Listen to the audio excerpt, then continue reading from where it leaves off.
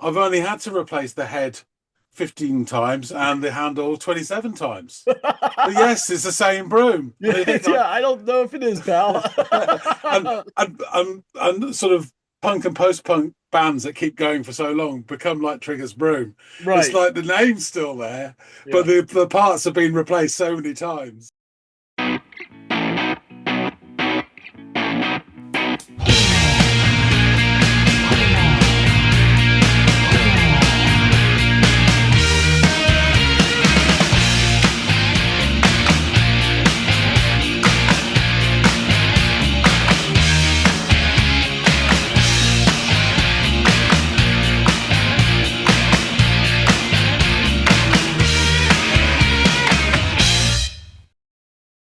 On our Gang of Four, Natural's Not In It. The episode devoted to that track, that band. And it is the Mekons with Lawrence of California, or the Mekons, I should say, to get it correctly. John, I know you have to be familiar with the Mekons, given what I've discovered about them. This is true. I know the name. I don't think I've ever checked them out though, so that's why I was like, "Yep, I'll do this one." Oh, okay. Um, and the Mekons, it's one of those bands where there's a few bands where there's like more than one of that name. I've got a feeling there's more than one the Mekons around somewhere. Oh, But it's interesting. one of those bands as well, which was etched on the back of um, people's satchels at school in Biro. Um, Not to be confused with the Meteors, which was another one, but that's a whole different ball of wax. But yeah, definitely the Mekons were something that was on there. So yeah. Okay, all right. I'd assume that maybe you were familiar with some of their stuff, but just not this track, honestly. So that's interesting to hear.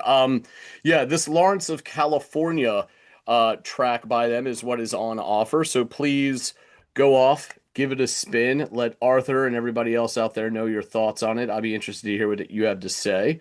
So yeah, go off, give it a go, and we will be waiting with bated breath.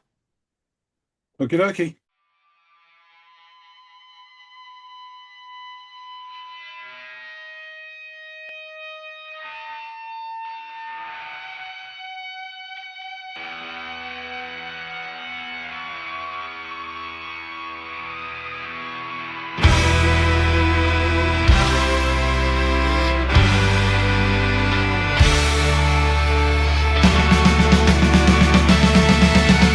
Lawrence of California,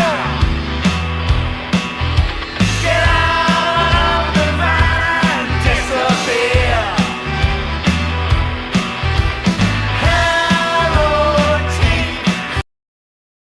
Hello, A great start, isn't it? Yeah. So we get this nice sort of feedbacky distortion, wailing going on, and then a bit of a drum fill, and after these sort of heavy chords are put down like massive clodhopper boots. Um, and then this sort of group vocals scenario with the fiddles and everything going on, it kind of makes you think immediately of the Pogues with that sort of spirit as well. There's a huge amount of sort of enthusiastic energy bursting forward here. And in the right channel, there's this guitar that's like doing an expansive chord and then doing this sort of skritting, this sort of choppy sort of, and it kind of almost sounds like an insect scuttling or skritting away. Yeah, really interesting. Sounds great already. Let's go back a little bit to that start again.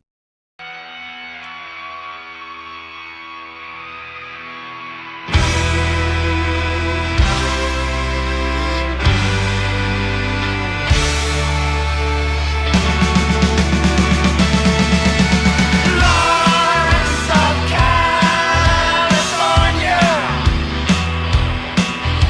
get out of the van and disappear.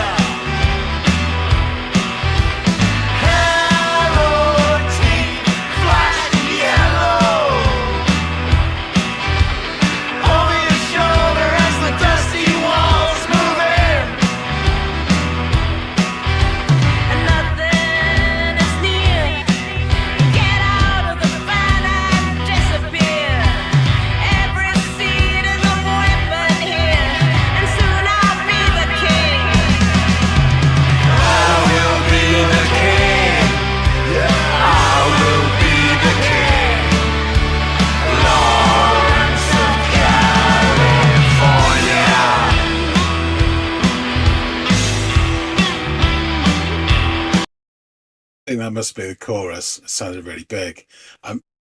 It's got a really nice, just simple but really nice melody to that, and then the drum fill afterwards leading out of it. Yeah, guitar sound great. It's got a real sort of thumping groove to it as well. The rhythm section sounds brilliant. I like the sort of semi-chaotic sound of the vocals. It's hard to pick up some of the words, but that's life. Fiddle sounds great as well, and that sort of guitar in that channel scritting away. It's awesome. Yeah, an interesting sort of taking up the imagery of T. Lawrence fighting away in Damascus or wherever, and then uprooting it to California. I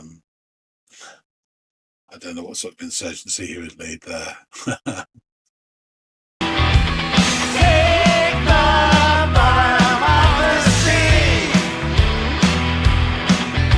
and turn it 95 degrees.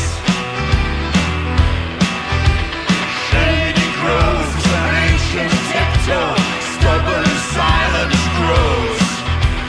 Flat on your back in the dark, red thorns burst through fossil bark to clutch and to cling.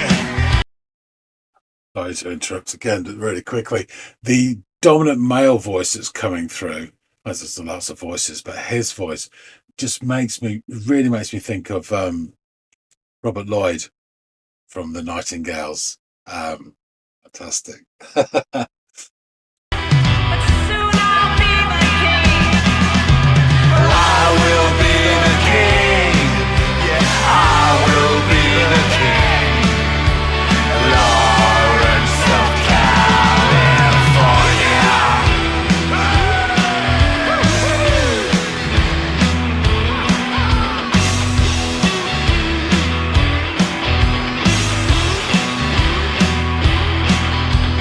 Buds and birds to clutch the train, and soon I'll be the king. Spreading over everything, a million at a time. Draw the line and see how much good that will do for ye. How much good. Soon I'll be the king. And I will be the king. I will be the king. Lawrence of California. Hey! And I will be the king. I will be the king. Lawrence of California.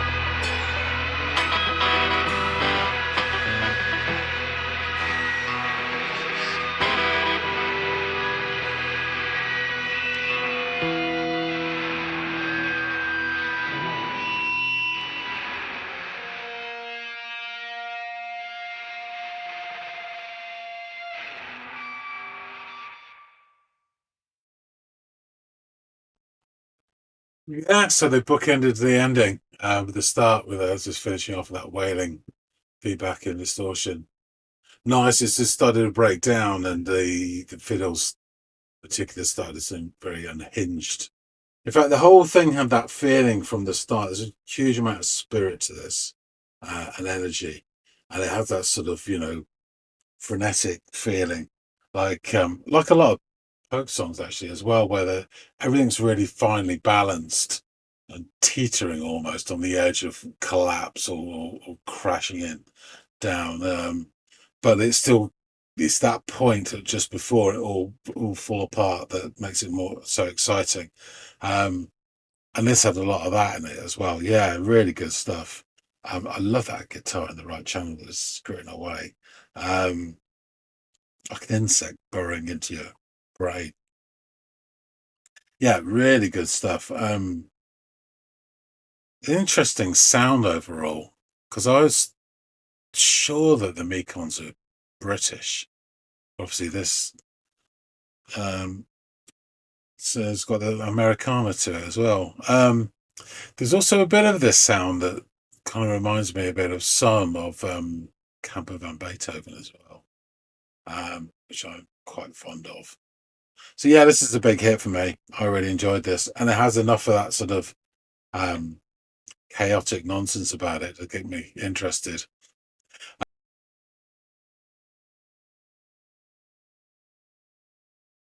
So we need to know a lot more about Mekons.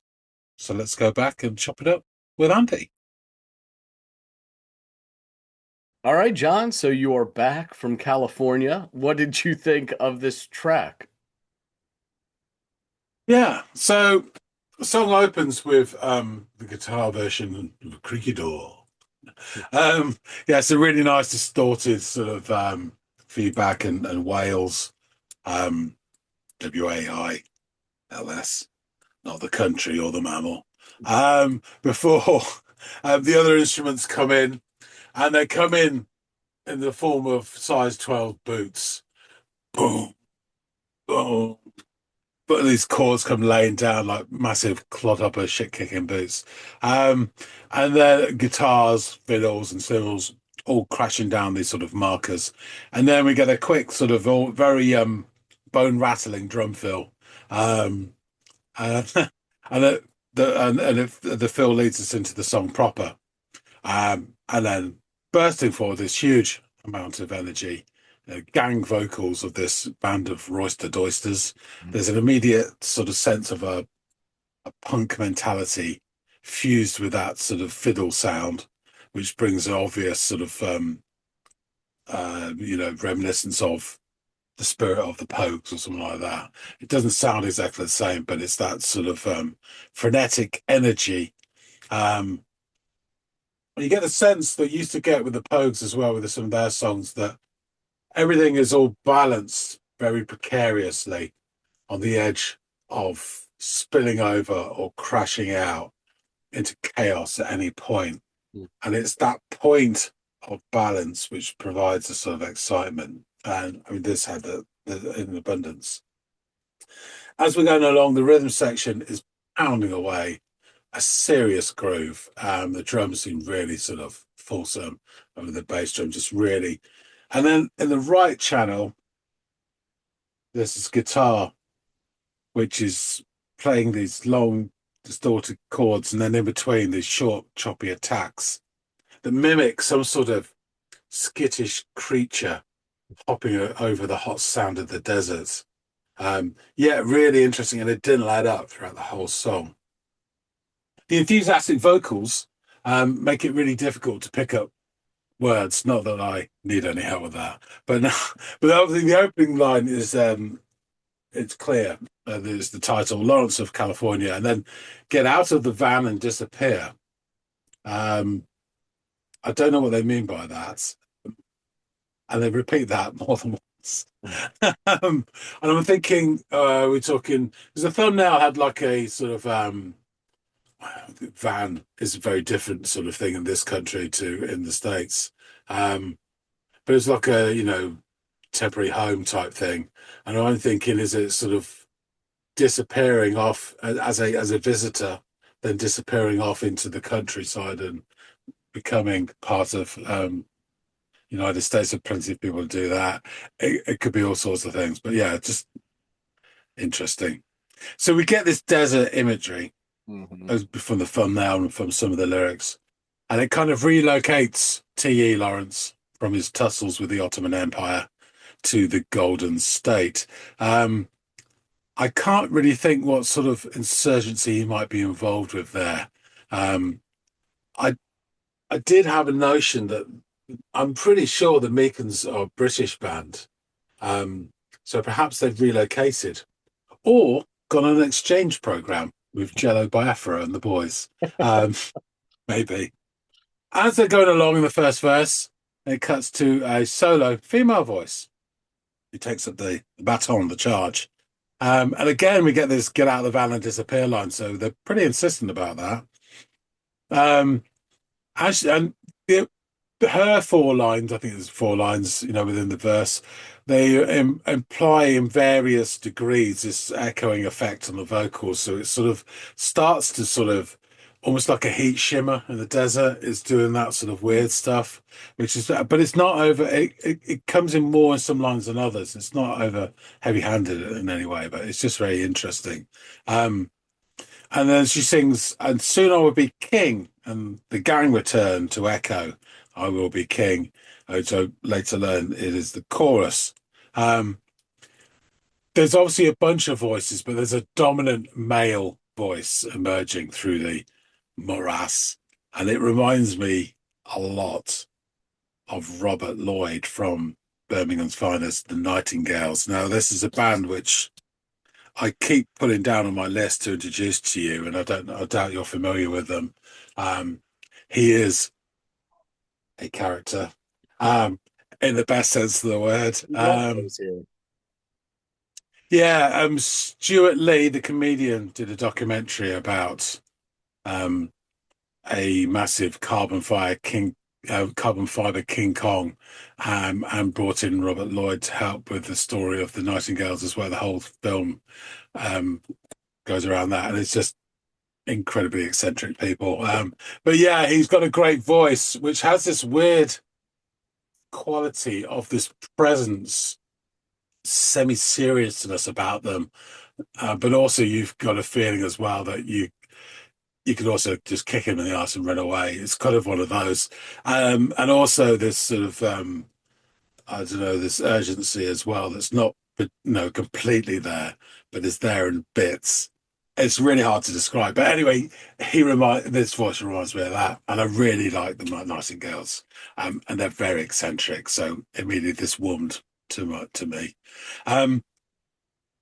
The next verse I'm sorry, I have to say there's lots of drum fills keep going on all over the place, which I've really thoroughly enjoyed. I didn't note them all down, but I'm sure at the chorus have won a nice drum fill. Then we go into the next verse, and this time it's the group vocals again, which adds to this, tumultuous feeling of the lyrics. There's some really rich imagery. Again, it's hard, it really genuinely is hard to discern all of what they're saying. So you catch little phrases, there's stuff about the bottom of the sea, and shady groves and red thorns on fossil bark. Really strange but captivating sort of words and images, which don't necessarily transpose themselves to the Californian desert, which again makes it just a lot more interesting. And then the female voice echoes out again, "Soon she will be king," which leads to the chorus again. I really like the melody of the chorus, even though it's very simple. With the way the sort of the fiddles underplay the sort of chords, it's just really, really not easy to sing along as well. But it almost feels triumphant.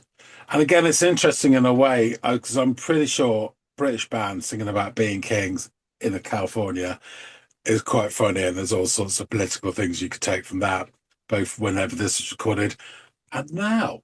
But anyway, no one wants an Orange King.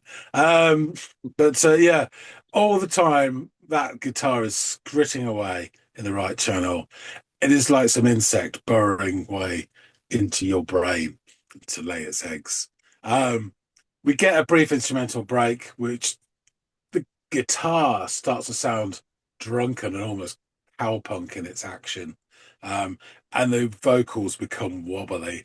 Again, like these affectations you get, particularly in new wave sort of vocals, and then it's sort of like a drum fill takes it through into sort of the verse proper. We then get a double serving of the chorus before the music starts to unravel in a lovely way. The fiddles in particular, I say fiddles, one, two, whatever it is, start to become quite unhinged. Um, which again has this promise all the way through that everything could just fall apart in an instant. Um, and it's there. And the song slowly gets deconstructed down to that original wail of feedback and distortion that we started the song. Um, yeah, this is really great stuff. I thoroughly enjoyed it. It had a lovely spirit of its own. Um, Not unlike many Pogue tunes as well, have their own sort of almost world. Um, and when it starts off, you get those chords, and then suddenly they're all singing away. You feel like you've just been thrown headfirst into a moving bus full of people that are already drunk, and you've got to catch up. It's like that instant, exposition, as it were. And it's great. Yeah, so it reminded me of a few things. Obviously, Pogue's bit of the Nightingales vocally. Also, there was a lot of flavour in there of sort of some bits of Camper Van Beethoven as well, who I really like. So yeah, it all ticked a load of boxes for me. Haven't got a real handle on what it means, but that doesn't ever bothers me. So yeah, this was a great shout. I really enjoyed this. Yeah. I liked it myself, and I'm not surprised that you did either. I was sitting there biting my lip as you were going through the bands that it reminded you of, and you didn't name the one that I thought you might, which makes me that much more afraid to bring it up because I don't think you'll agree with me, and you know far more about this band and the individual who leads it than I do. But you are making me much more aware of them through this channel. And that is, I felt at points that this scanned like and felt like Nick Cave and the Bad Seeds at certain points. And it was maybe the vocal delivery of the male part in particular that felt Yeah, like yeah. a little uneasy and a little edgy. Like there was something roiling beneath the surface at points, and Oh no, I can see that. I always Yeah, I can got see that that. feeling with Cave and just about every song you've given me from him. No matter if it's the Bad Seeds or any of his other, the Grinder Men and all that stuff. So yeah, interesting. Okay, but then good. You semi agree with it, or at least you can see how I would land there. The guitar, the clips of the guitar throughout, fucking love that. One of the easiest things for guitarists to do, I know, but for some reason the rhythmic pattern of that always scratches an itch that I have whenever I hear it. So I really enjoyed it. You're absolutely right. The drums and the how can I not mention the fiddles, but also the multiple singers and how their voices sounded together and played together. I thought all of them was just, yeah, this is good. Yeah, this is good. Yeah, this is good. So yeah, I really enjoyed giving this thing a spin myself. The Mekons are a British post-punk band formed in 1976 as an art collective. They are one of the longest running and most prolific of the first wave British punk rock bands. Although the Mekons lineup has changed from time to time over the years, the core lineup includes John Langford on vocals guitar, Sally Timms on vocals, Tom Greenhalgh on vocals and guitar, and Susie Honeyman on violin.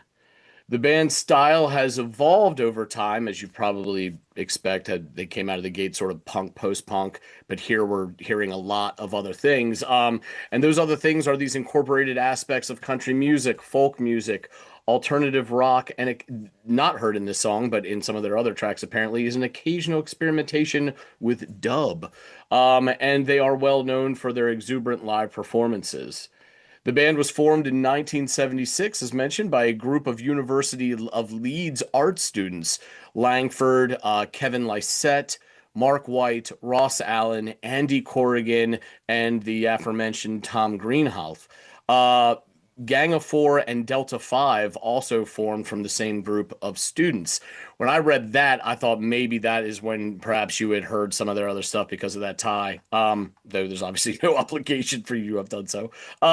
They took the band's name from the Mekon, an evil, super intelligent Venusian featured in the British 1950s and 60s comic Dan Dare. Yeah, I would assume you're much more familiar with that than I. The band was described as a more chaotic version of Gang of Four. Lysette stated that the band operated on the principle that anybody could do it. Anybody could get up and join in, and instruments could be swapped around, that there'd be no distance between the audience and the band.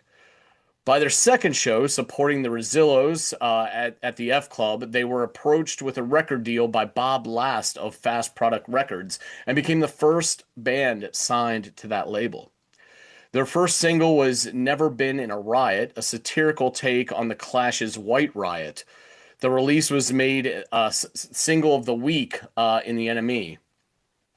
Their second single, Where Were You, was released by the end of 1978 and sold out of its 27,500 copies.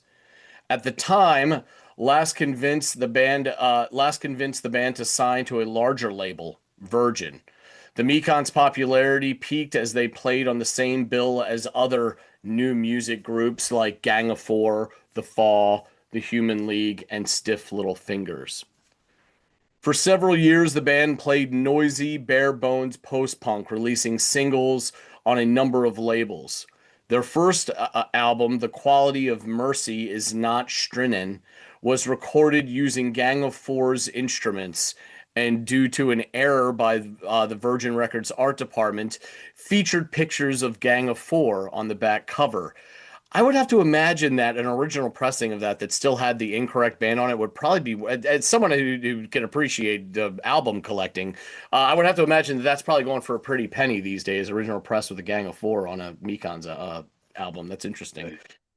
After Yeah, isn't it? That's a huge fuck up, but hey, whatever. After 1982's The Mekons Story, a compilation of old recordings, the band ceased activity for a while, with Langford forming the Three Johns. By the mid-1980s, revitalized by the 1984 coal miner strike, the band had returned as an active group. The band was now augmented by vocalist Sally Timms, violinist Susie Honeyman, ex-Damned member Lou Edmonds, accordionist vocalist Rico Bell, aka Eric Bellis, the former The Rumor drummer Steve Golding. So, maybe that's who was on drums, because I noticed when they provided like the proper core members, no drummer was listed. But I'm like, I had heard a shit ton of drumming in this song, so who was it? They began to experiment with musical styles derived from traditional English folk and American country music. Fear and Whiskey in 1985, The Edge of the World in 86, and the Mekons' Honky Tonk in 1987 exemplified the band's new sound. Yeah, it was pretty fucking nail on the head with Honky Tonkin', which built on innovations of Graham Parsons and blended punk ethos and left-wing politics with the minimalist country of Hank Williams. Just funny to hear left-wing politics and Hank Williams in the same sentence. The subsequent albums, such as the Mekons Rock and Roll, continued to experiment with diverse instrumentation. The Mekons Rock and Roll, released by A&M Records in 1989, was the band's first and only album to be put out by a major label. It was not a commercial success, reportedly selling only around 23,000 albums in the US, but was met with critical acclaim. It was named 8th of the top 10 albums of 1989 in the Village Voice's Paz and Job Critics poll. In 1991, New York Times critic John Perellis called it one of the best albums of the 1980s. Around the time that the Mekons began to gain critical appraisal, their relationship with A&M Records depreciated, and they were dropped for being unable to fulfill commercial obligations.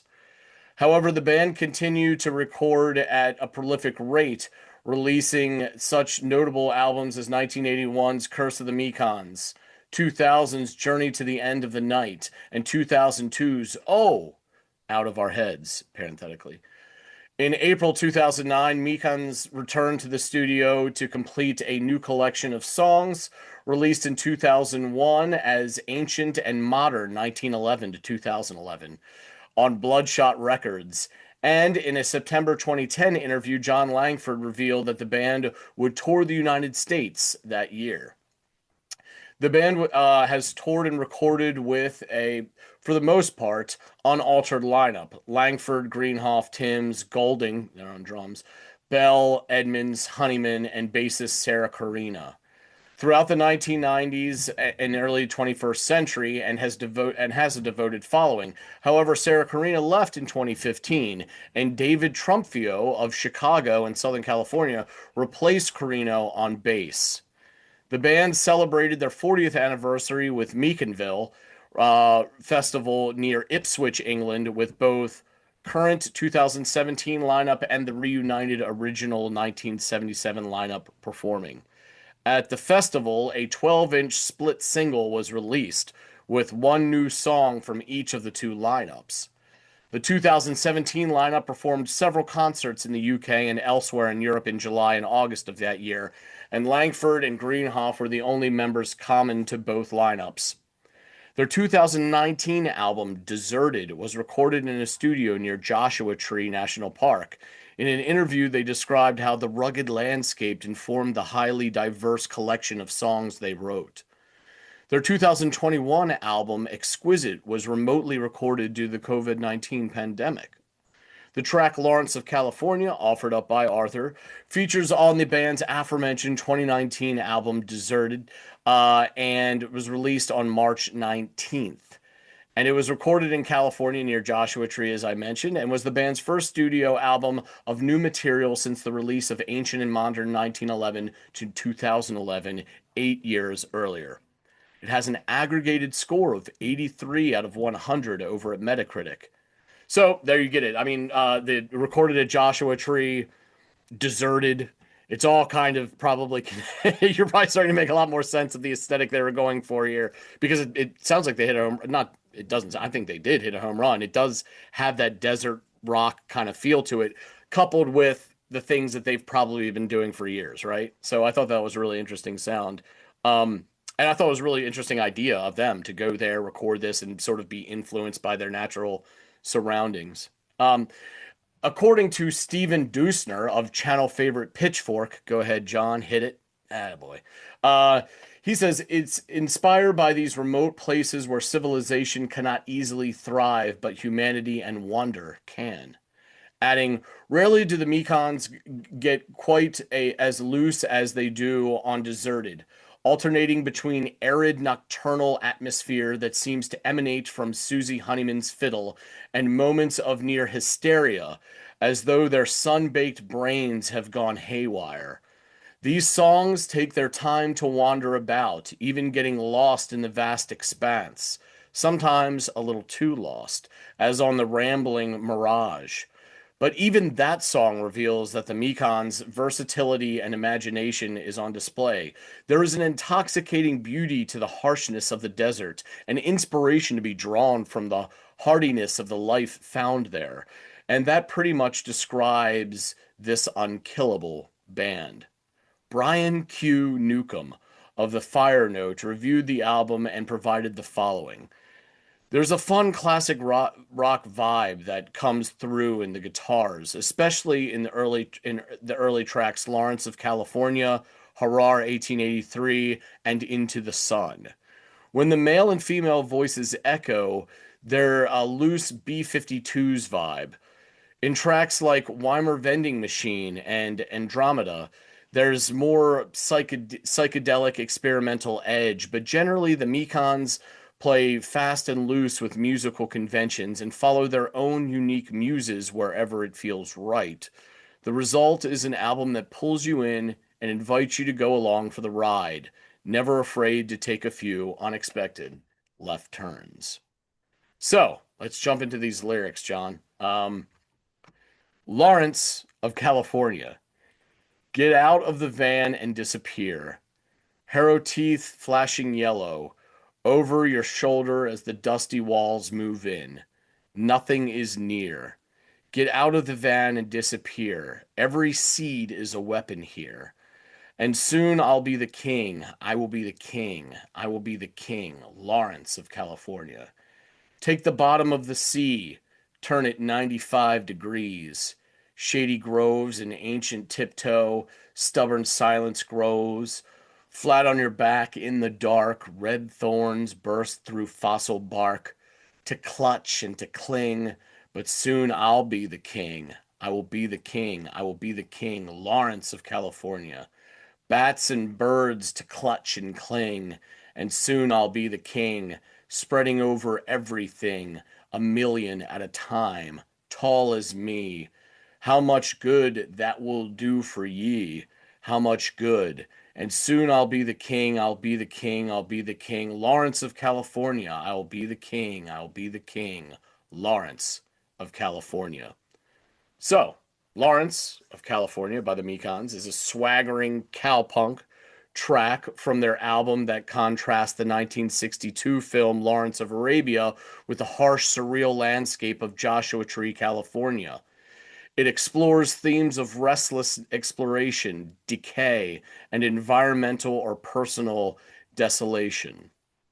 And one last interesting little factoid about the band. Alongside Bob Dylan and The Clash, the Mekons are the only other band or musician to make it twice onto channel favorite self-important music reviewer Robert Christgau's Dean's List that began in 1971. Christgau selected both Fear and Whiskey in 1985 and Oh from 2002 as his albums of the year. So that shouldn't matter to anybody, except I'm sure in droves to Robert Christgau. He could probably super important to him. But it is interesting that there's only these three acts that made it on his end of year album list. So there you have it, John. I'm really glad you like this one. This is really fun. And even as I was reading those lyrics, I couldn't help but think of goddamn Nick Cave. I don't know why he's infiltrated my brain on this one. But yeah, it was a really great shout by Arthur. I had a lot of fun listening to this, doing the homework on it, and hearing your opinion as well. I'm still in shock that Chris Carl likes The Clash.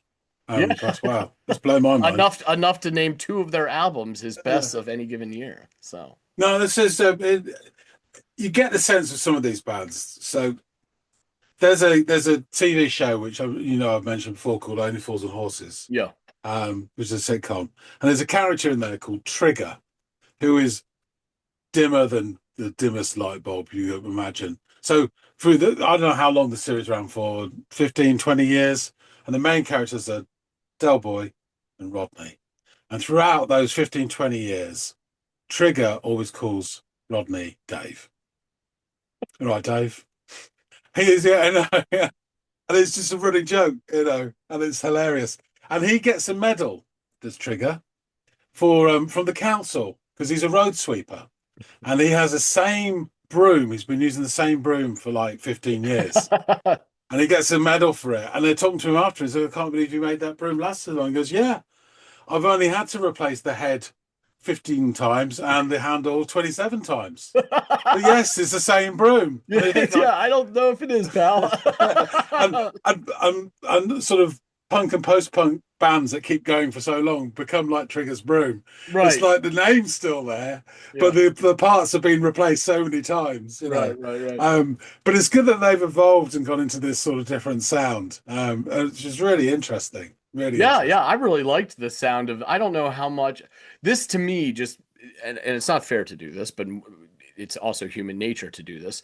Like hearing about like how long they've been, the different styles that they've tapped into, and the immense amount of albums they've released.